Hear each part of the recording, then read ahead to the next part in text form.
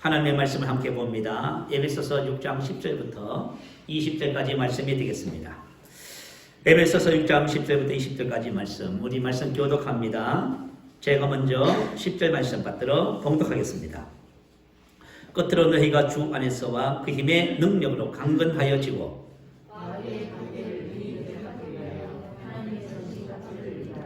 우리의 씨름은 혈과 육을 상대하는 것이 아니요 통치자들과 권세들과 이 어둠의 세상 주관자들과 하늘에 있는 악의 영들을 상대함이라.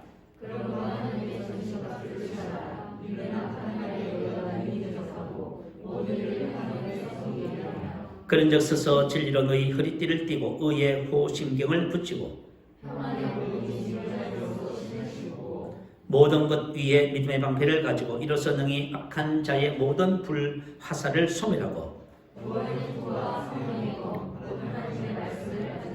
모든 기도와 간구를 하되 항상 성령 안에서 기도하고 이를 위하여 끼어 구하기를 항상 힘쓰며 이로 성들을 위하여 거하라.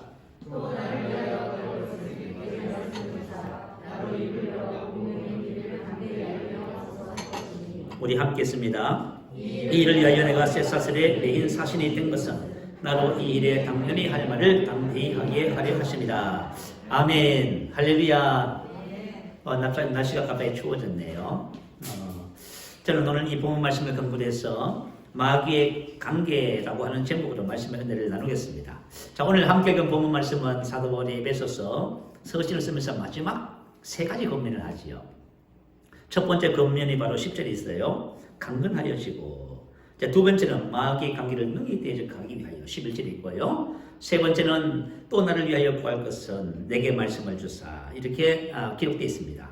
자, 오늘은 이 사도 바울이 에베소서 교회에 보낸 편지 서신 중에서 마지막 세 번의 이 권면의 말씀을 토대로 해서 말씀의 은혜를 함께 나누고자 합니다. 자, 첫 번째 권면입니다. 자, 끝으로 너희가 주 안에서와 그 힘의 능력으로 강건하여지고, 강건하여지고는 힘을 얻다, 강화되다, 힘이 증가하다, 그런 뜻입니다. 자, 이 첫 번째 권면은 다윗이 죽음이 임박해서 그의 뒤를 이을 솔로몬에게 한 첫 번째 권면과 똑같아요. 왕상 2장 1절 이하에 보면요, 다윗이 죽을 날이 임박하매 그의 아들 솔로몬에게 명령하여 이르되 내가 이제 세상 모든 사람이 가는 길로 가게 되었노니 너는 힘써 대장부가 되고, 이렇게 권면을 했습니다. 너는 강하게 되어라, 그 말입니다. 자, 강한 사람이 될 때 모든 것을 해주겠지요. 만약에 왕위를 물려받은 솔로몬이 약하다면은 그 왕위를 제대로 관리해내겠습니까? 불가능한 것이지요. 그래서 여러분들이 부모님들이 자녀를 길러보면 자녀에 대한 제일 첫 번째 관심이 뭐지요? 자녀들이 건강한 겁니다.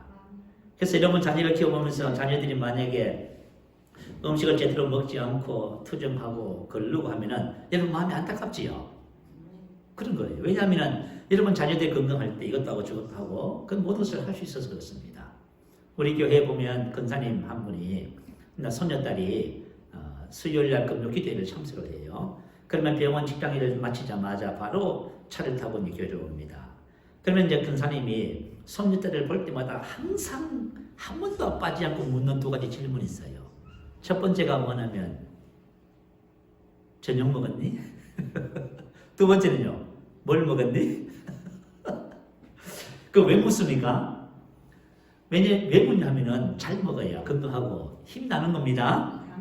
그 부모님들 관심은 자녀들 건강한 거. 여러분 자녀를 한번 키워보면서 다 알잖아요.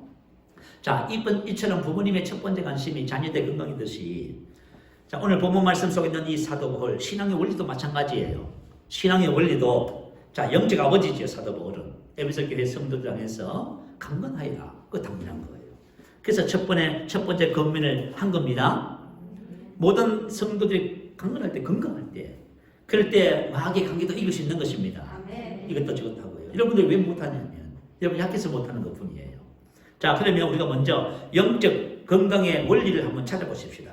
끝으로 너희가 주 안에서와 그 힘의 능력으로, 주 안에서와 그 힘의 능력이네요. 디모데후서 2장 1절에 보면 내 아들아, 그러므로 너는 그리스도 예수 안에 있는 은혜 가운데서 강하고, 이렇게 말했어요.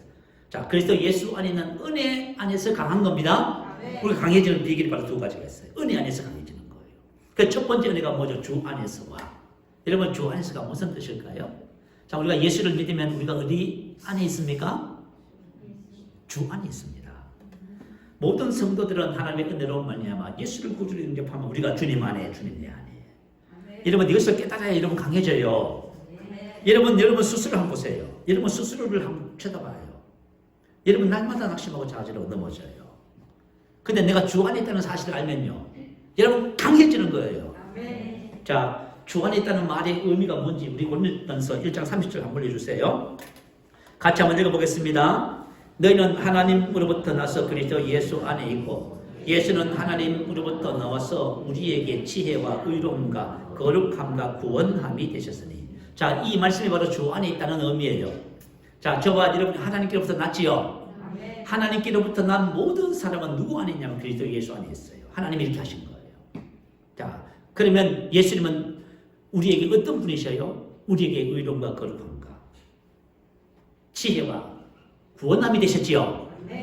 자, 다시 말하면 이런 거예요. 예수님과 저와 여러분은 주님 안에서 완전히 하나가 된 거예요.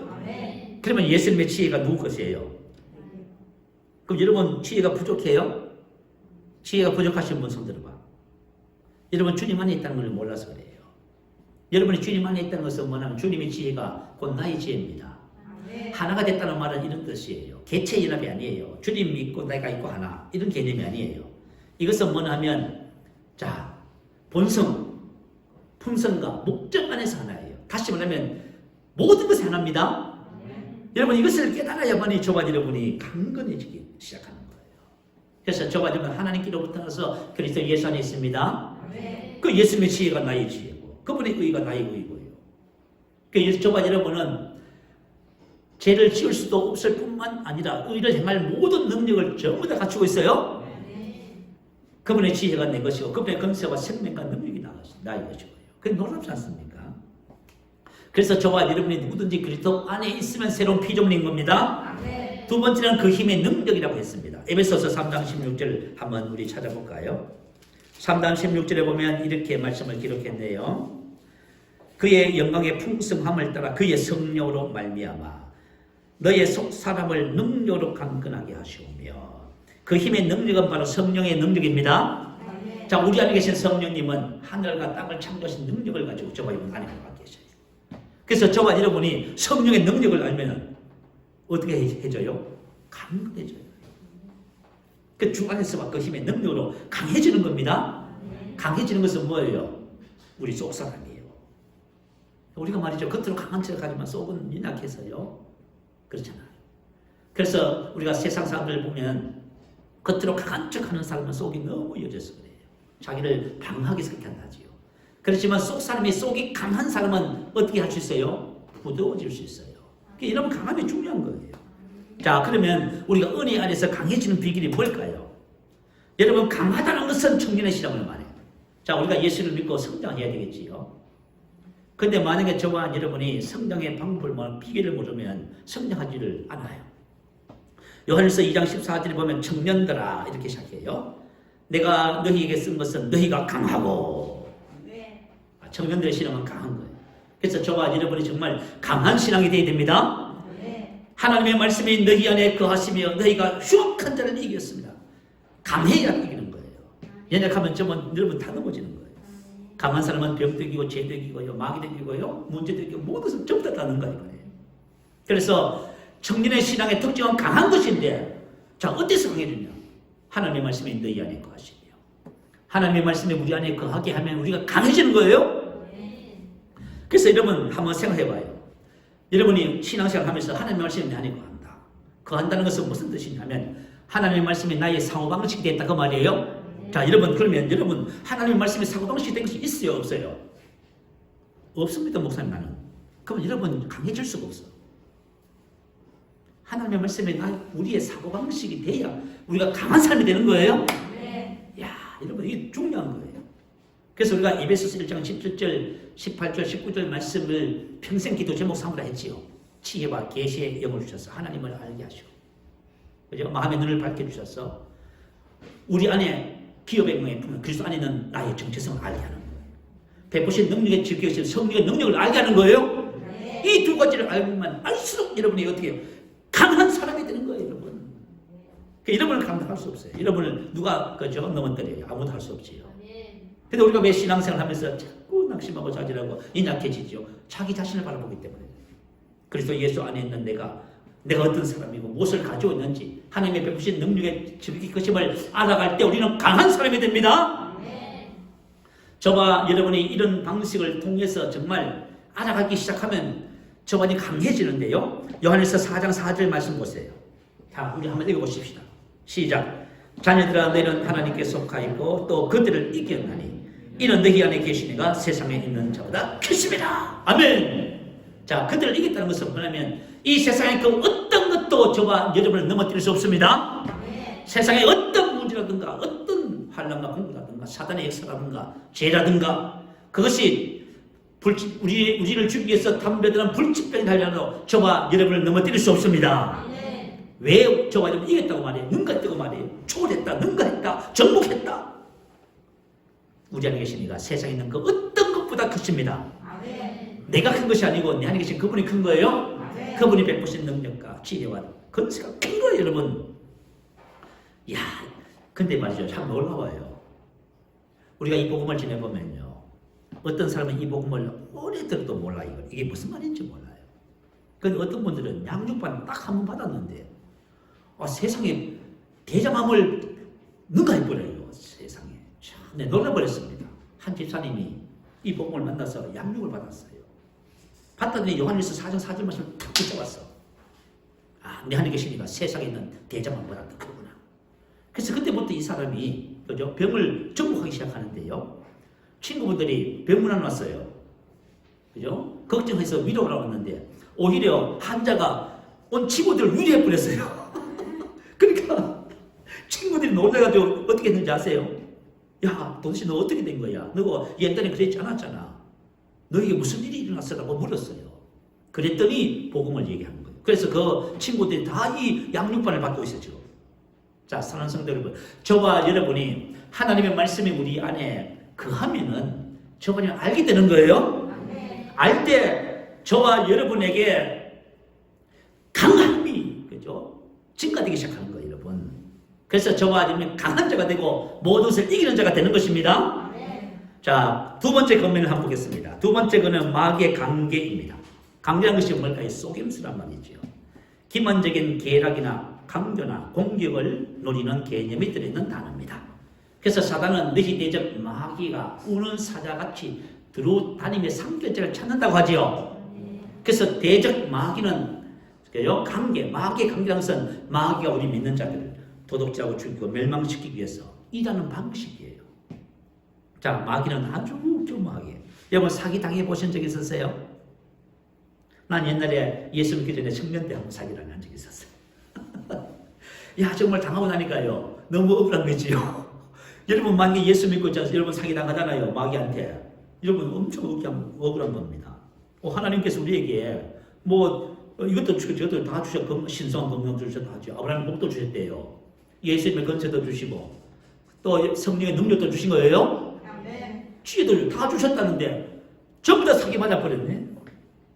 그래서 하나도 사유 못하고 인생을 사는 거예요. 고민하고 걱정하고 실패하고 염려하고. 그러면서 살아놓고는 내가 지금 사기를 당했는지 안 한지도 몰라요. 그러니 이게 너무나 답답한 일이에요, 여러분. 마귀가 저와 여러분의 눈을 가지고 사기를 쳐서 저와 여러분 가지고 있는 것을 전부 다 뺏어가는 거예요. 근데 그것도 모르고 신앙생활을 하고 있는 거예요, 지금. 그래서 저와 여러분이 마귀에게 쏘아서는 안 되는 거예요. 자, 그러면 마귀가 왜 성도들을 속일까요? 왜 다른 것 하면 되잖아요. 강탈하면 돼. 내 강도가 돼서 그쪽 뺏으면 되는데 왜 그렇게 하지 않고 속일까요? 이유가 있어요. 자, 누가복음 10장 1절 이하에 보면 예수님께서 70인의 전도인들을 모집했어요. 그래서 두 사람씩 보내면서 그들에게 무엇을 줘서 보냈어요? 예수 이름. 자, 예수 이름을 줘서 보냈습니다. 자, 그래서 나가서 복음을 전했어요. 그리고 나가서 그죠? 예수 이름을 사용했더니 어떤 일이 벌어졌어요? 주여, 주의 이름으로 귀신들도 우리에게 항복하네이다. 귀신들이 뭐 했다고요? 복종했다 그 말이에요. 우리가 예수님을 사용했더니 귀신들이 우리에게 복종하고 병이 치료받고 문제가 해결됐다 그 말이에요. 그래서 주님이 뭐라고 했어요? 주님이 이렇게 말했어요. 사단이 하늘로부터 번개같이 떨어지는 것을 내가 보았노라. 내가 너에게 뱀과 정갈을 밟으며, 뱀과 정갈은 사단을 우리가 밟습니다. 정복하는 거예요. 원수의 모든 능력을 제어할 건세를 주었으니 너희를 해할 자가 결탄코 없으리라. 아멘. 건세는 엑수시야, 통치든 건세를 말해요. 자, 왜 귀신들이 우리에게 항복해요? 여러분이 예수님의 건세를 갖고 있잖아요. 원래 이 건세는 아담에게 주신 거지요. 여러분, 하나님께서 아담을 창조하시고 땅을 다스리라 했어요. 건세를 주신 거예요. 하나님이 아담에게 건세를 주시고, 아담은 이 건세를 가지고 이 땅에 모여서 왕이었지요. 그런데 아담이 뭘 했다고 하죠? 성경에 보면 아담이 이 건세를 마귀에게 넘겨줬다 하지요. 마귀가 예수님을 시험하면서 누가복음 4장에 보면 이렇게 말했어요. 마귀가 또 예수를 끌고 올라가서 순식간에 천하 만국을 보이며 이르되 이 모든 권위와 건세와 그 영광을 내가 내게 주리라. 이것은 내게 넘겨준 것이므로 내가 원하는 자에게 주노라. 엑소시야, 통치력 건세. 하나님께서 아담에게 주셨는데 아담이 속아서 마귀에게 그것을 넘겨 버렸어요. 그래서 이 세상 임금이 누구라고 해요? 그래요. 마귀가 이 세상 임금이에요. 그래서 우리가 다 저거 했으면 다 종노릇해요. 마귀. 그죠? 종노릇한 신세가 된 겁니다. 그런데 예수님이 이 땅에 오셔서 무슨 일을 하셨다고 하지요? 마귀의 건세와 무장을 해제시키고 그 건세를 다 다시 해소했다 하지요. 여러분 성경을 보면 다 여러분 다 아시잖아요. 그래서 예수님께서는 오늘 마태복음 28장 읽었지요. 그죠? 하늘과 땅의 모든 권세를 내게 주셨으니 이제 하늘과 땅의 모든 권세를 누가 가지게 됐어요? 예수님께서 가졌어요. 그래서 예수님께서 가지시고 이것은 뭐예요? 마귀가 예수님에게 뭐라 내가 원하는 자에게 줄 수 있대요. 그러면서 예수님은 이 하늘과 땅의 권세를 왜 받으셨을까요? 받을 필요도 없는데 저와 여러분에게 주시려고 받은 거예요? 여러분, 그래서 이 땅의 모든 권세가 지금 누구한테 있어요? 저와 여러분한테 있네요. 그죠? 처음에 아담의 것이었는데 마귀에 넘겨줬고 예수님이 이것을 다시 그죠? 거두어 뺏어서 우리에게 그죠? 우리에게 주셨네요. 권세를. 이야. 하늘과 땅의 모든 권세를 우리에게 주셨습니다. 그래서 베드로 사도가 뭐라고 포인했어요? 너희는 택하신 족속이요 왕이며 제사장이다. 권세를 가진 이 땅의 왕이 누구예요? 저와 여러분이에요. 그래서 계시록 5장 10절 이렇게 말했어요. 그들로 우리 하나님 앞에서 왕과 제사장들을 삼으셨으니 창조했다 만들었다. 그들이 땅에서 왕 노릇하리로다. 통치하다 왕의 권력을 행사하다. 자, 이 땅의 모든 그리스도인들은 하나님께서 우리가 예수를 믿고 거듭나는 순간 뭐로 만드셨어요? 삼으셨어요? 왕으로 삼으셨어요. 그래서 우리가 왕이기 때문에 이 땅에서 뭘 한다고요? 왕의 권세를 행사한다고 그 말이에요, 여러분. 이제 이 땅을 다스리는 권세가 누구한테 있어요? 저에게 있지요. 여러분에게 있지요. 자, 그러면 마귀는 권세가 있어요, 없어요? 그러면 마귀가 뭘 해야 될 것 같아요? 속여야지요. 여러분, 성경은 참 너무 신기하지요? 그러면 자, 마귀가 권세를 뺏기기 전에는 뭘 했을까요? 사도행전 10장 38절은 이렇게 기록해놨어요. 하나님이 나사렛 예수에게 성령과 능력을 기름부터 타셨으며 그가 두루 다니시며 선한 일을 행하시고 마귀에게 눌린 모든 사람을 고치셨으니 마귀에게 눌리는 통치자, 지배자에서 유래한 단어예요. 뭐뭐에 대한 권력을 행사하다, 지배하다. 다시 말하면 마귀가 사람들을 지배해서 압제해서 질병을 주고 문제를 주고 고통을 줬다 그 말이에요. 그런데 예수님께서 그 지배해서 해방시켰다 그 말이에요. 그런데 이제는 그 권세와 능력이 우리에게 있기 때문에 마귀는 우리를 다스리고 통치하고 지배할 권세가 있어요, 없어요? 없어요. 그래서 저와 여러분이 그 권세를 갖고 있기 때문에 마귀가 할 수 있는 일은 고작 해야 뭐 하는 것? 속이는 것, 미혹하는 것. 그거예요. 오늘 만약에 저와 여러분이 이것을 알면은요, 여러분 승리자가 돼요. 자, 여러분 머리를 한번 만져봐요. 자신의 머리에 찬란한 왕관이 쓰여진 것이 만져지는 사람 손 들어봐요. 왕관이 한 분 있네. 저와 여러분 머리 위에는 왕관이 쓰여져 있어요. 저와 여러분 하나님과 함께 예수님과 함께 보좌 우편에 앉았지요. 왕으로 임명받았어요, 여러분.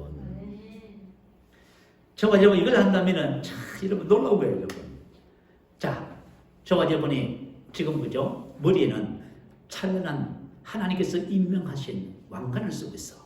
이 땅에 왕으로 삼으셨어요. 나는 이 세상에서 난 거듭나면서부터 왕이야. 자, 영적 성장은 뭐예요?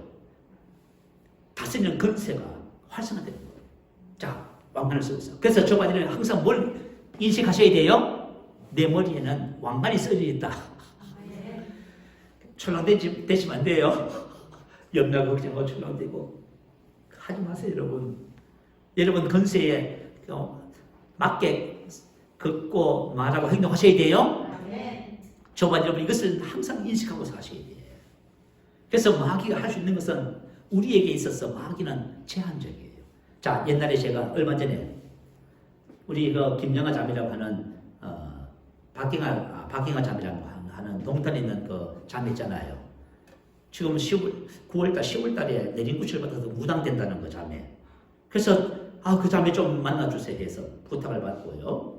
그 자매는 집을 그죠 찾아갔어요. 찾아가기 전에 밤에 저녁에 기도하는데 하나님이 저희는 뭐라고 하신지 아세요? 지금 귀신에게 씌어서 무당이 되려고 하는 그 자매, 그 문제를 해결하는 것은 영적인 쓰레기를 치우는 것과 같다. 그렇게 말씀하셨어요. 뭐라고요? 지금 마귀한테 잡혀서 무당되겠다는 그 자매가 우리가 가서 예수 이름으로 그 마귀를 쫓아내는 데는 영적인 쓰레기를 치우는 것하고 같다고 했어요? 어때요, 여러분? 쉽지요, 너무. 그죠? 이게 저와 여러분 가지고 있는 예수 이름의 권세라고 하는 거예요? 그래서 우리가 예수 이름의 권세를 알고 사용하면 마귀는 복종하게 돼 있어요, 여러분. 그래서 마귀를 대적하라는 말이 뭐예요? 왕의 권세를 사용하라 그 말이잖아요. 근데 우리가 막 이걸 모르고 있으면 썩는 거지요. 자, 그러면 우리 한번 살펴보십시다. 어떤 왕이 마귀한테 쏘아서 고생할까요? 자, 어떤 왕이 왕도 말이죠. 그죠? 정말 강력한 왕이 있고요. 형편없는 왕이 있어. 어떤 왕이 과연 마귀한테 쏘아서 고생할까요? 첫 번째, 진리에 서지 못한 왕입니다. 저와 여러분이 진리에 서지 못하잖아요. 그러면 마귀한테 다 속습니다, 여러분. 여러분 지금 쏟고 있는 거 아세요, 지금? 아무것도 모를걸요? 내가 지금 쏟고 있는지, 잘하고 있는지. 내가 진리에 서지 않으면요. 자, 우리 한번 창세기 3장 한번 찾아보십시다. 자, 여러분, 창세기 우리가 아담과 하와가 어떻게 쏘가서 하나님이 주신 모든 축복들을 다 뺏기고 그렇게 고생하게 됐는지 한번 보십시다. 자, 고린도후서 11장 3절은 이렇게 말했어요. 뱀이 옛된 곧 마귀라 하지요. 뱀이 그 관계로 하와를 미혹한 것 같이. 와, 에덴 동산에서 왕은 누구였지요? 아담과 하와. 그러니까 마귀 하시는 일은 뭐예요? 속이는 거예요, 여러분. 마귀가 저와 여러분에게 하시는 일이 뭐예요? 속이는 것밖에 못해요. 이 땅에 권세를 누가 갖고 있어요? 저와 여러분. 자, 한번 보십시오. 어떻게 속이는지 한번 볼게요. 창세기 3장 1절입니다. 자, 뱀은 여호와 하나님이 지으신 들짐승 중에 가장 강교하니라. 뱀이 여자에게 물어 이르되 하나님이 참으로 너희에게 동산 모든 나무의 열매를 먹지 말라 하시더냐. 자, 왜 뱀이 이렇게 질문했을까요? 자, 뱀은요 항상 우리에게 질문해요. 뱀이 저와 여러분에게 문제를 던져줘요. 어떤 문제를 탁 던져줘. 그건 뭔지 아세요? 지금 질문하는 거예요. 나에게 지금 만약에 어떤 질병의 문제가 닥쳐왔어. 어떤 불화, 고통, 문제가 딱 왔어요, 지금. 그러면 이것은 뭐냐면 마귀가 지금 우리를 좀 테스트, 시험하는 거예요, 지금. 문제를 던지는 거예요, 여러분. 그럼 여러분 어떻게 하실래요? 자, 마귀가 지금 우리가 어떻게 하는지 지금 눈여겨보고 있는 거예요. 요게 내가 상결자인지 아니면 내가 이 사람은 절대 못 건드릴지 판단하는 거죠. 마귀가 대적하는 마귀가 두루다니며 상결자를 찾고 있어요. 여러분이 상결자 같으면은 마귀한테 넘어가요. 자, 뱀이 이렇게 질문했어요. 그러니까 하와가 뭐라고 대답해요?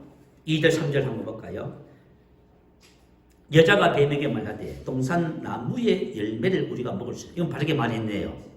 동산 중앙에 있는 나무의 열매는 하나님의 말씀에 너희는 먹지도 말고 만지지도 말라 너희가 죽을까 하노라 하셨다. 이렇게 말을 했네요. 자, 그러면 하나님이 정말 이렇게 말했을까요? 창세기 2장 한번 보십시다. 17절 한번 보십시다. 선악을 알게 하는 나무의 열매는 먹지 말라.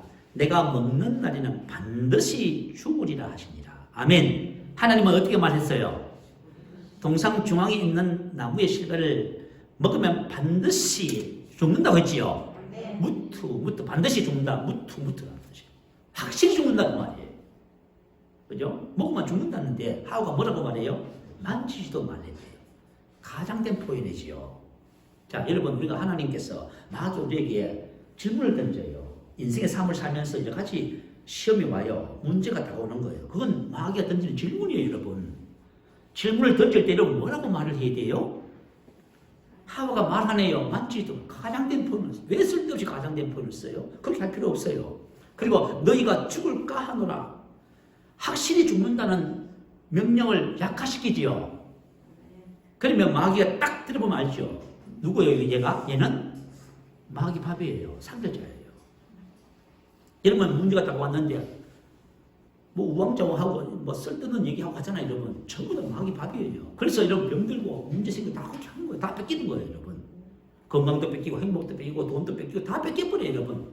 다 뺏기고 놓고 누굴 또 원망해요? 그래요. 하나님 원망해요. 지금 건세가 지금 아담과 하와한테 있는데 지금 우리가 지금 믿고 계시는 거예요. 자, 그래서 마귀가 딱 들고 말잖아요. 아, 여보, 진리 쓰지 않았네. 이거 아무것도 모르네, 이거. 그래서 마귀가 이제 작전을 딱 시작하는 거예요. 미혹하는 거예요. 자, 4절, 뱀이 여자에게 이르되 너희가 결코 죽지 아니라. 결코 죽지 않는다. 이 말은 무트무트예요. 반드시 죽는다 했는데 결코 죽지 않는다가 되는 거예요. 너희가 그것을 먹는 날에는 너희 눈이 밝아져 하나님과 같이 되어 선악을 알 줄 하나님이 아십니다. 자, 마귀의 목적은 뭐예요? 하나님의 말씀을 반대해서 걷다먹는 거. 우리 신앙생활에 보면요, 어떤 문제가 생기면 하나님의 말씀을 말하는 사람은 없어요. 전부 다 문제 얘기하고 환경 얘기하고 원망하고 불평하고 있어요. 마귀 다 밥이지요. 그래야 우리 고생 시작하는 거죠. 근데 그거 마귀한테 쏘았다는 건 꿈에도 생각 안 해요, 여러분. 그죠? 그 마귀한테 쏘았다 생각하는 사람 있어요? 없어요. 마귀 쏘는 거 이렇게. 그죠? 자, 이미 하와는 하나님의 형상과 모양대로 지음을 받았지요. 자기 정체성도 모르네. 하나님 같이 된다니까 대단한 것으로 생각해요. 자기 정체성이 지금 하나님과 좀 같은데. 자, 여러분, 저와 여러분의 정체성이 뭐예요? 주님과 같아요. 근데 정체성을 뭐 알아야 말이죠. 그러니까 그리스도 예수 안에 있는 나를 알아야 강건해질 건데 그걸 모르니까 뭐예요? 염려하고 근심하고 걱정하는 거예요. 문제만 생겼다면 염려부터 하는 거예요. 근심하고 걱정하는 거예요. 자, 저와 여러분 왜 속는지 아시겠죠? 진리에 서지 못하면 다 속아요. 만약에 저와 여러분 죄의 문제로 많이 고민하고 계신다면 여러분 죄 중에서요, 육신의 일들 중에서 15가지를 갈라디아서 5장 19절 이하에 기록해놨어요. 그리고 8개는 뭐냐면 전부 관계의 문제예요. 죄는 관계를 어떻게 해요? 관계를 단절시켜요, 여러분. 육신으로 살아가면 관계가 좋아진다, 나빠진다? 그러면서도 육신으로 살아갑니다. 그러면서 뭐냐면 사랑받기를 원하고 관계가 좋아지기를 원해요. 이거는 뭐 싸우다 보통 싸우는 것이 아니에요, 이거는. 그죠? 자, 저가 지금 많이 관계로 고민하고 문제가 생겨요. 이건 죄 때문에 그런 거죠. 그리고 죄책감, 정죄감 시달린다고 한다면 여러분은 지금 어떤 상태에 있는 거예요? 마귀의 관계에 쏘은 거지요. 여러분 쏘은 거예요, 그거 여러분. 여러분은 하나님의 의지요. 여러분 잡아요. 여러분은 하나님의 의예요, 여러분. 그래서 예수 안에 있는 예수의 의가 나의 의예요. 의의 정의가 뭔지 아시는 분? 의는 하나님의 임재 앞에 설 수 있는 능력이지요. 죄책감, 정죄감 없이. 또 하나님의 말씀의 뜻을 따라서 살아갈 수 있는 능력이에요. 죄자는 이 의는 하나님의 의는 무죄 선언이에요. 죄가 하나도 없다 그 말이에요. 근데 늘 죄 때문에 고민하고 있는 거예요. 왜 고민하고 계셔요? 마귀한테 속아서 그렇지요. 진리에 서지 못하니까 전부 다 이런 현상들이 나타나서 우리 그리스도인들이 지금 신앙생활이 엉망이 돼가고 있는 거예요. 만약에 내가 질병이나 삶의 여러 가지 문제들로 인해서 고민하고 계신다면 여러분 마귀한테 속은 거죠, 전부 다. 어떻게 보면 우리가 위로받아야 될 부분이 아니라 정신 바짝 차리도록 매를 맞아야 돼요. 여러분 손바닥 맞아야 돼요. 왜 하나님께서 아브라함의 복을 주셨는데도 불구하고 왜 고생하냐 그 말이에요 지금. 그 마귀의 관계에 속아서 다 뺏긴 거죠. 그래서 저와 여러분이 정말 이 땅의 왕의 권세를 가지고 마귀한테 속지 않기 위해서는 진리 위에 서야 됩니다. 자, 진리를 아는 비결이 뭘까요? 어떻게 하면 우리가 진리에 설 수 있을까요?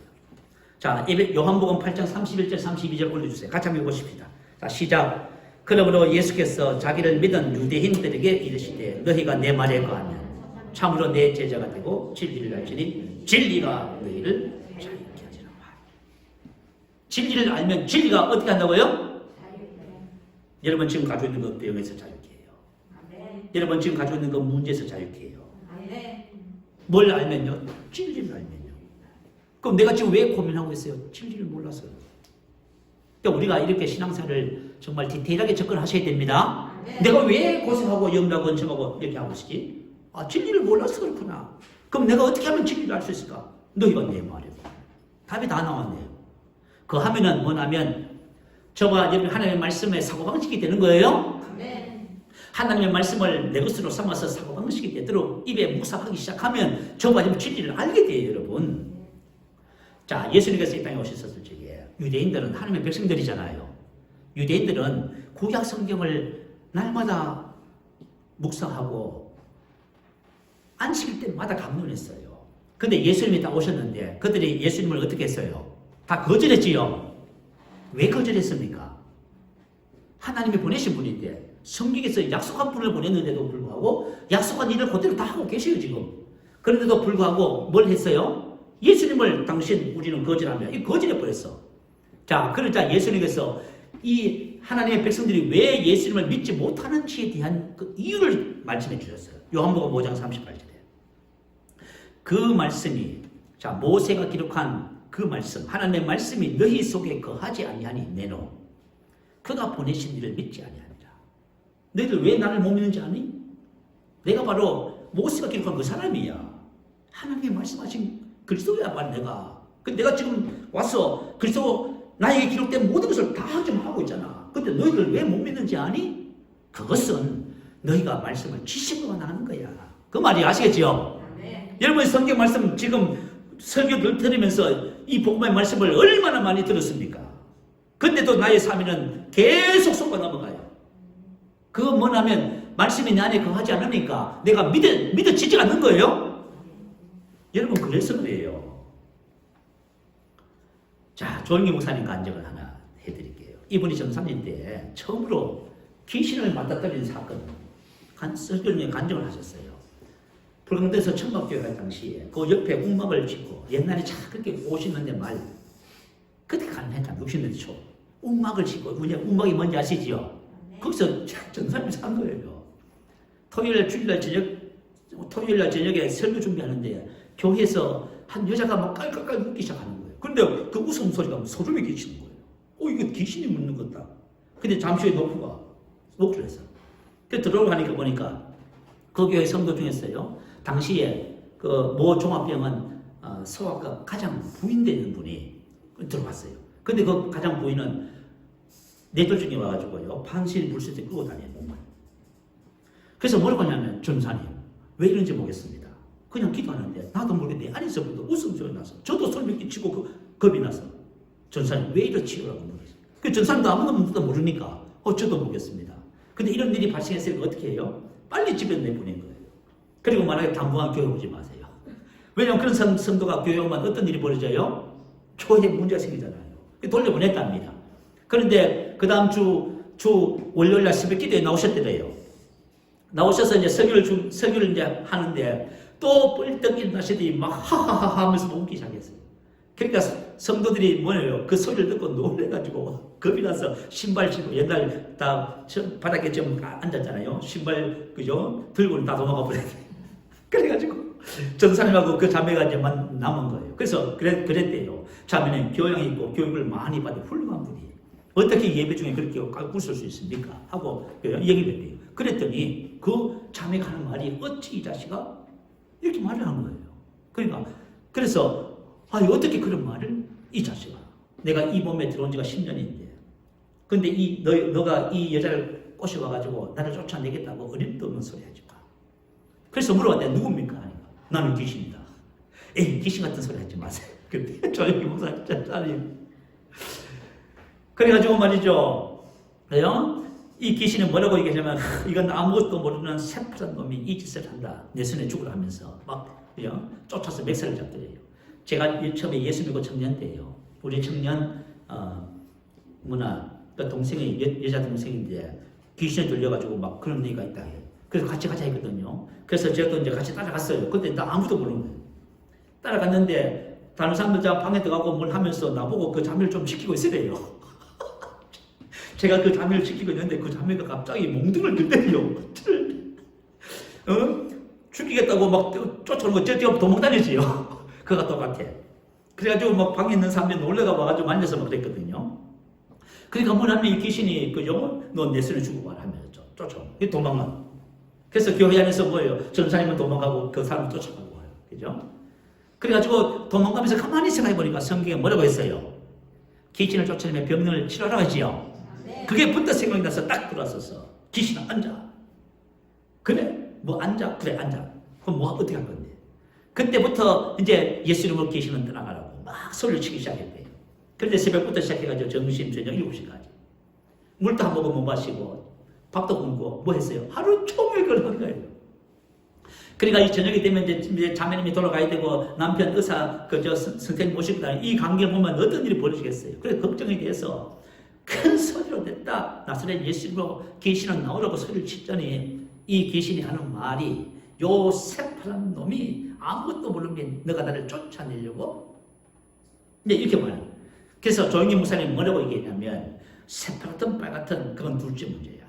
나는 내 힘으로 너를 쫓아내는 것이 아니라 예수 이름으로 나오라고 하면서 큰 소리로 명령을 하기 시작했더니 귀신이 하는 말이 알기는 똑똑히 안 해 하면서 바닥에 쓰러졌어.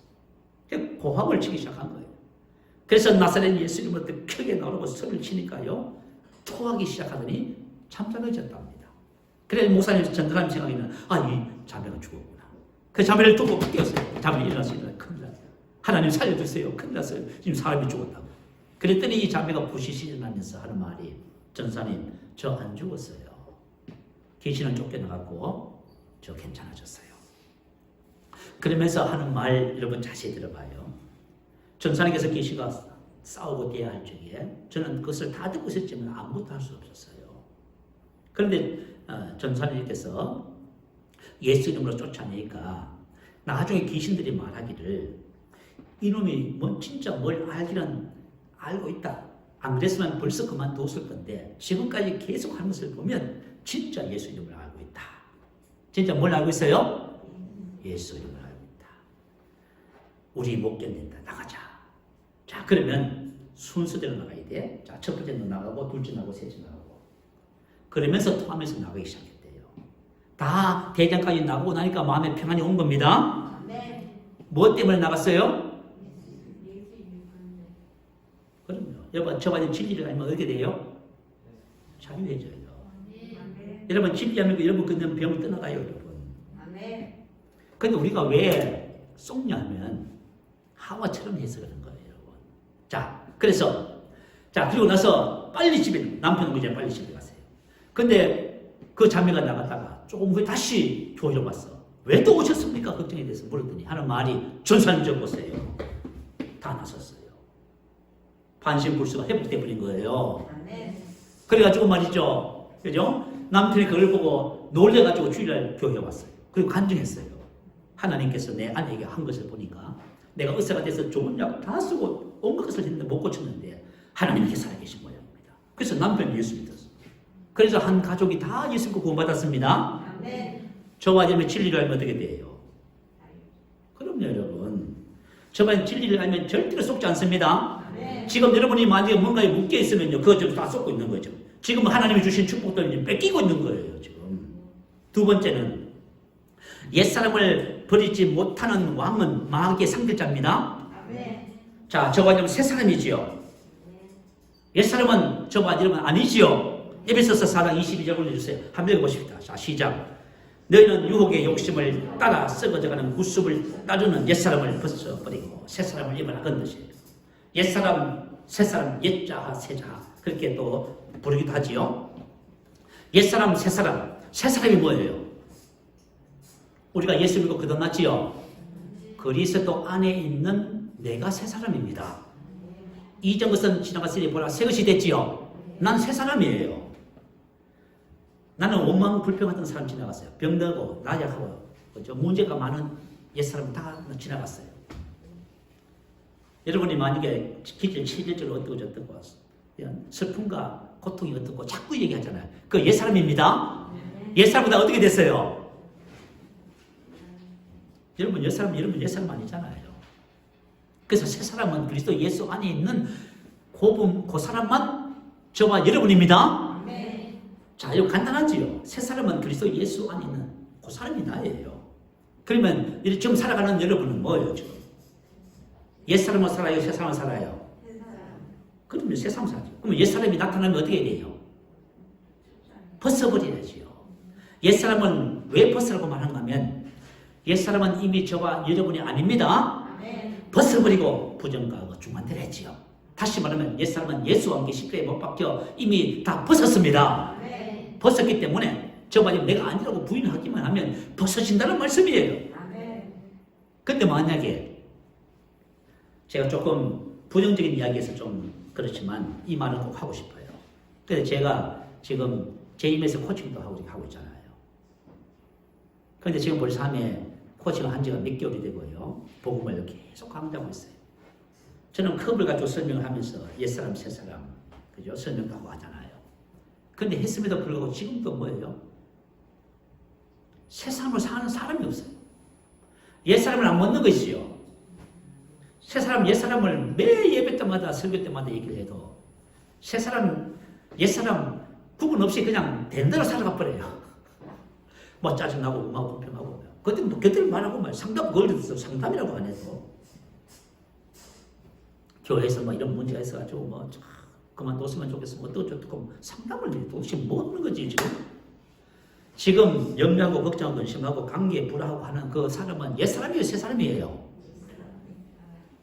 다 여러분 옛사람 새사람 아무리 이야기해도 옛사람을 안 묻는 거예요. 왜 안 묻지요?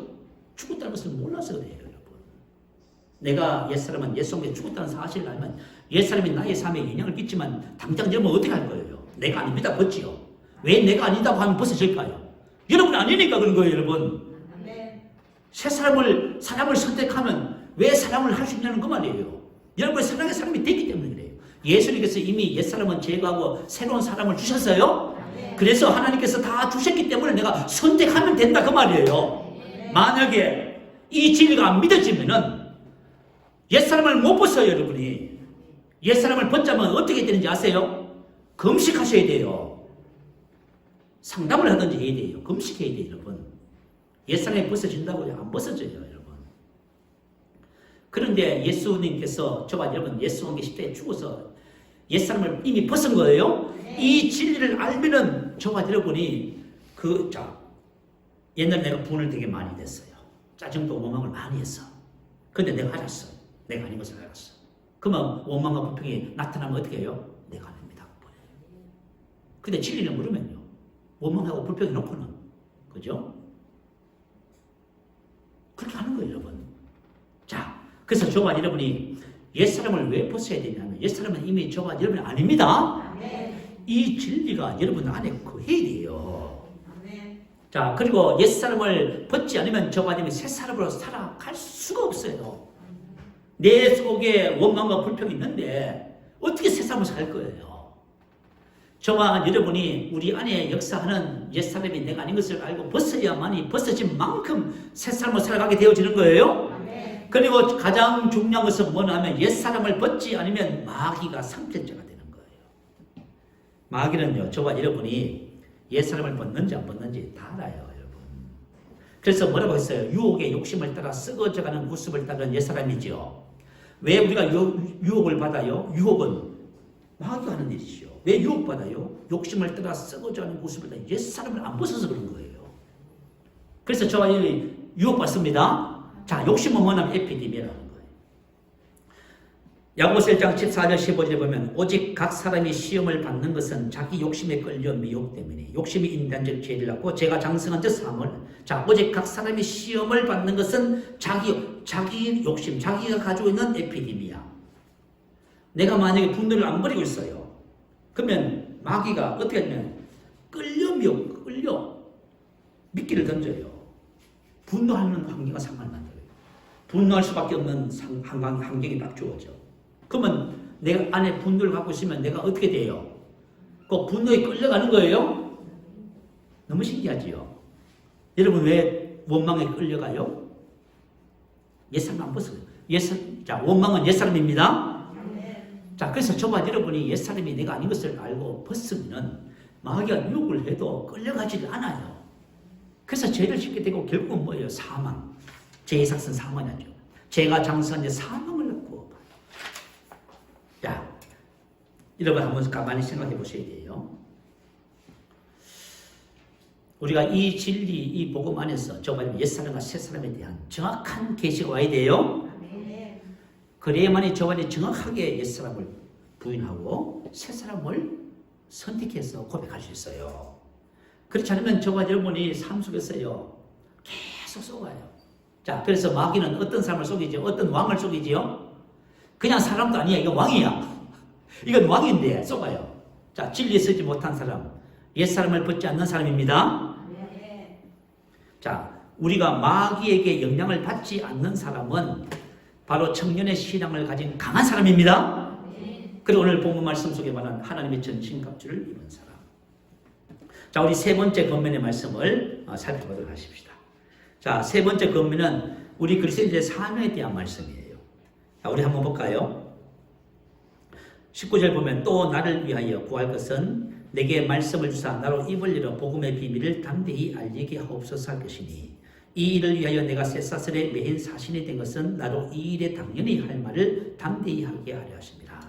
자, 우리 그리스도인들은 이 세상에 살아가는 이유가 보냄을 받았다고 하지요. 자, 저와 여러분 모든 그리스도인들은 이 세상에 파송을 받았어요. 요한복음 17장 18절에 보면 아버지께서 나를 세상에 보내신 것 같이 나도 그들을 세상에 보내었고 보내신 것 보내었고 아포스텔로 파송했다 그 말이에요. 이 말은 특별한 목적을 가지고 파견했다 그 말이에요.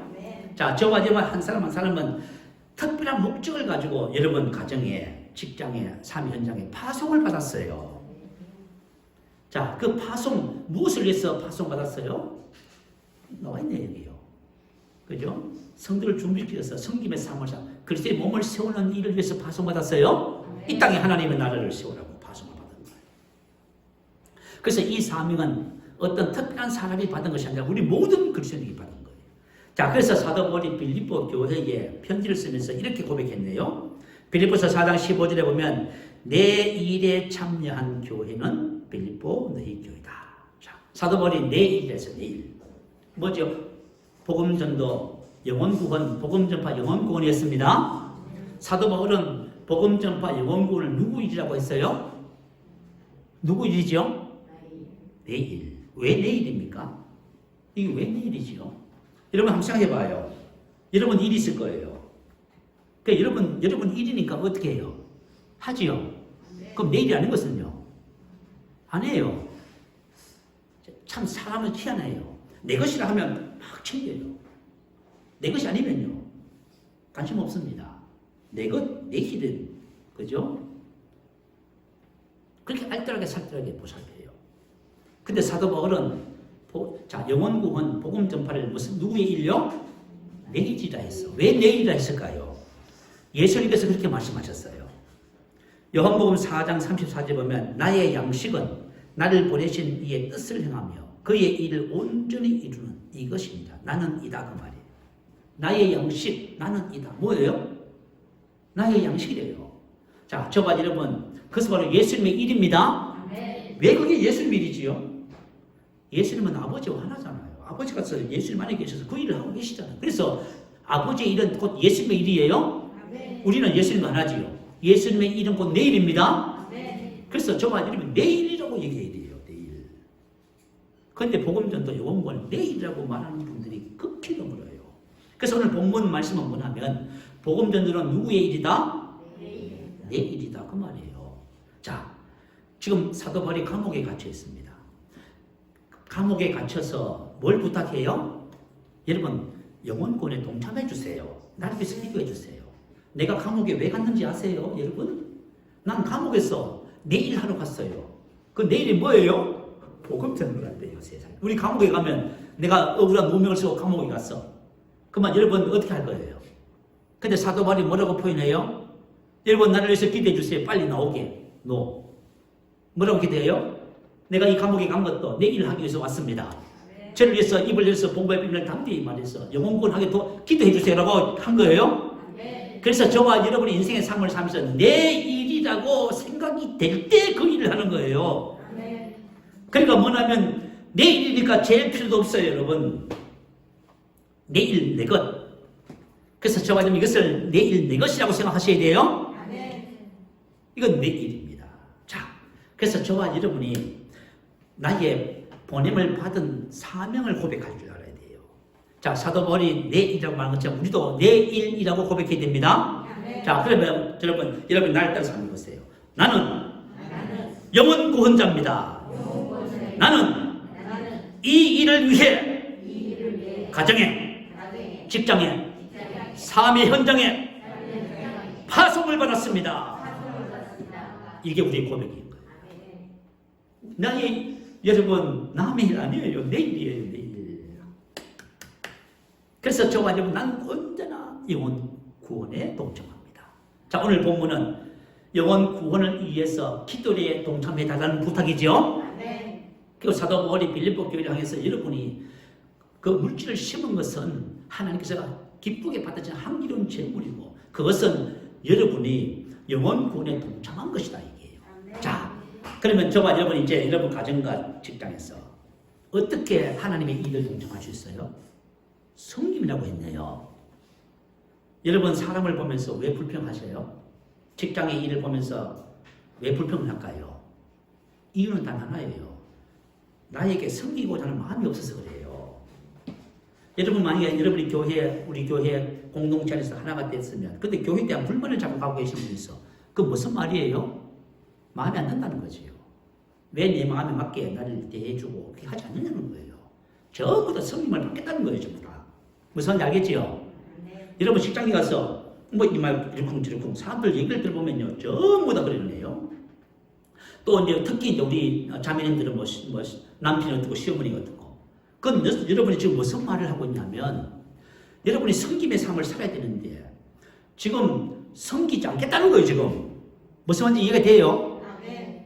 내가 만약에 섬김의 마인드를 가지면요. 불평과 원망과 모두 다 없어져 버려요. 왜냐면 내가 섬기는 사람인데 뭘 그래요.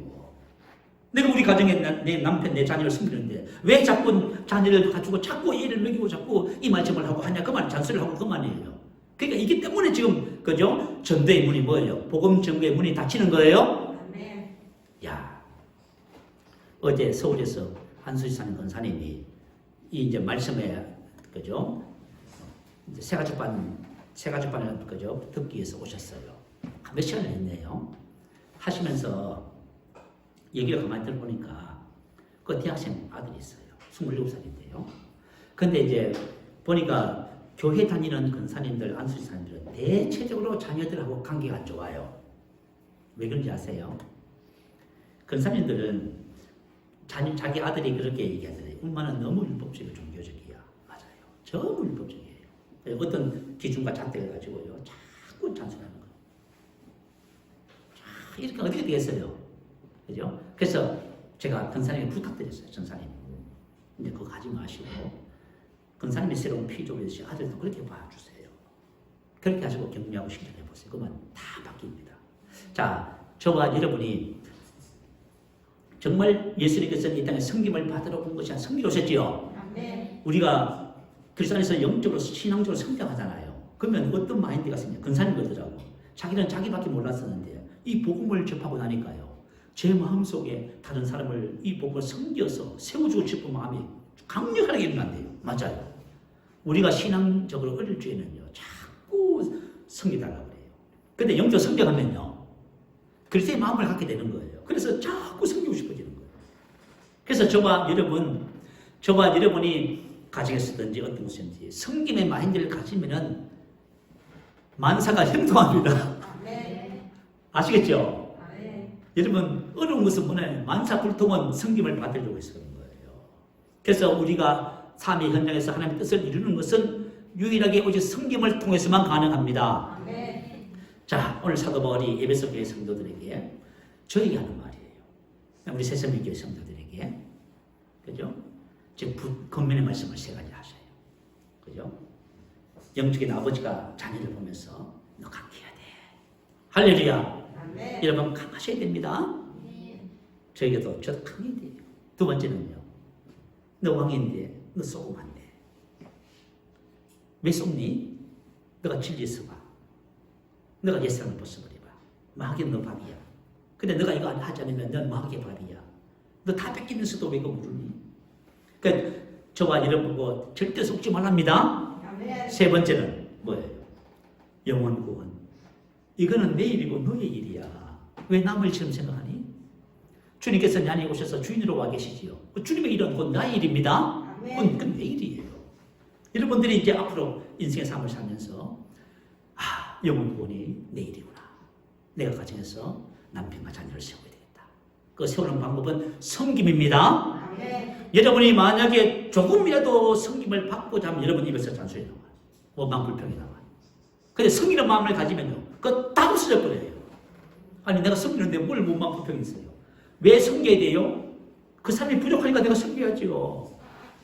과거에는 내가 섬김의 마인드를 갖기 전에는 모두 원망 불평이었어요. 근데 섬김의 마인드를 갖고 따니까요. 전부 다 섬길 것이 보이네.